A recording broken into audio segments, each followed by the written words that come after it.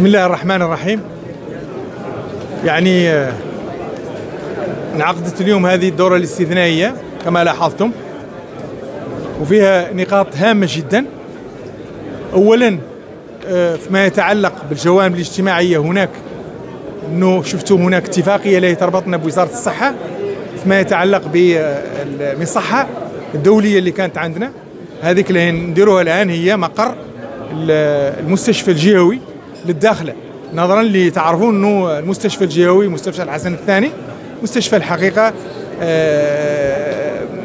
يرثى له، وبالتالي لا بد أن من ارتأينا بأن مع وزير الصحة ومع السيد الوالي بأن نديروا هذيك المصحة اللي مبنية على هكتارين و300، واللي في الحقيقة فيها كل المواصفات وبناها ممتاز قام به المجلس الجهوي، بأن نديروا تكون مشروع اتفاقية ما بين احنا ووزارة الصحة، تجهزها وزارة الصحة وتعود الخدمات مجانية للمواطنين، وبالتالي لا يدعم الخدمات الصحية في الجهة، لأنه هذا المكان مكان يتم الإشراف عليه بواحد الطريقة كبيرة.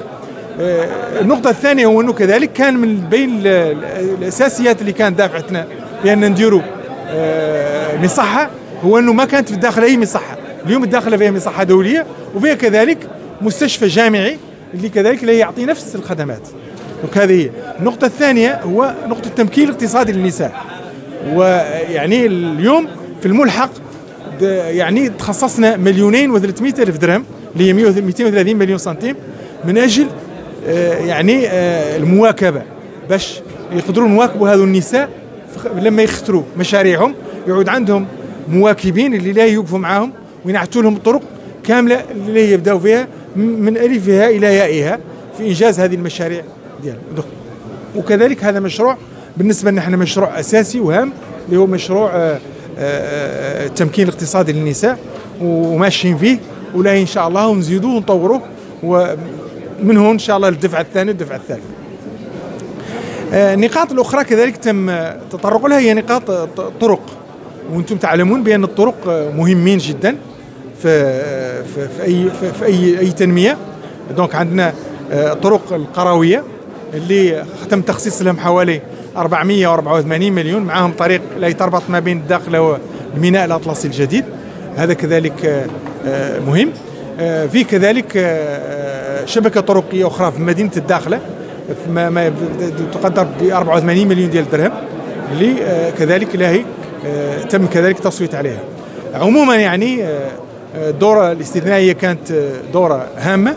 في كذلك نقطة هامة وهي نقطة قرى الصيادين، وأنتم تعلمون بأنه المجلس الجهوي خصص 274 مليون ديال الدرهم، 27 مليار ونص، ولكن في برنامج عقدات مع الدولة، وهذا البرنامج تشرف عليه وكالة الجنوب هي والمكتب الوطني للكهرباء والماء. نحن لا تمويل ومولنا عطينا هذيك 274 مليون من أجل رفع من مستوى معيشة البحارة، من أجل بناء لهم مساكنهم، إدخال الماء والضوء إلى آخره.